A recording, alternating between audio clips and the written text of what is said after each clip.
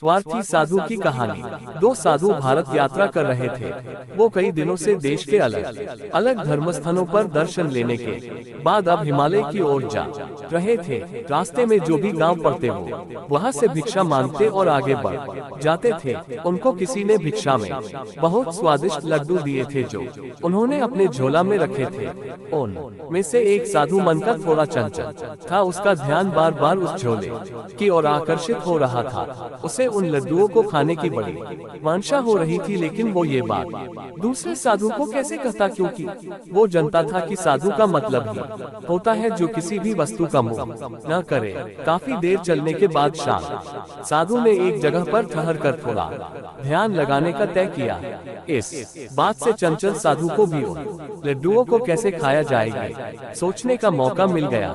एक पेड़ के पास रुककर उन्होंने वह झोला पेड़ पर टांग दिया और ध्यान लगाने बैठ गए। लड्डुओं के मोह में फंसे चंचल साधु बिल्कुल भी ध्यान में मन नहीं लगा और काफी देर तक अपने मन से लड़ने के बाद उसने झोला उतारकर उसके अंदर के सारे लड्डू खा लिए। जैसे ही ध्यान खत्म हुआ उन्होंने एक दूसरे का अनुभव साझा किया। पहला साधु बोला, जैसे ही मैं ध्यान में बैठा मैं ब्रह्मलोक गया, ब्रह्मा जी से मिला, विष्णु लोक गया, विष्णु जी से मिला और कैलाश जाकर शंकर जी से भी मिला। मुझे बहुत आनंद आया। अब तुम बताओ तुमने क्या देखा। चंचल साधु कैसे बताता कि वो ध्यान में बैठा ही नहीं और दोनों के हिस्से के लड्डू वो अकेला ही खा गया।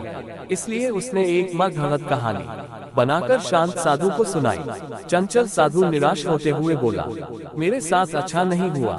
जैसे ही मैं ध्यान में बैठा हनुमान जी मेरे सामने प्रकट हुए और उन्होंने जबरदस्ती मुझे झोला उतारकर सारे लड्डू खाने के लिए कहा तो मुझे खाने पड़े।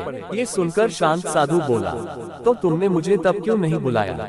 चंचल साधु बोला, कैसे बुलाता तो तीनों लोक में भ्रमण कर रहे थे।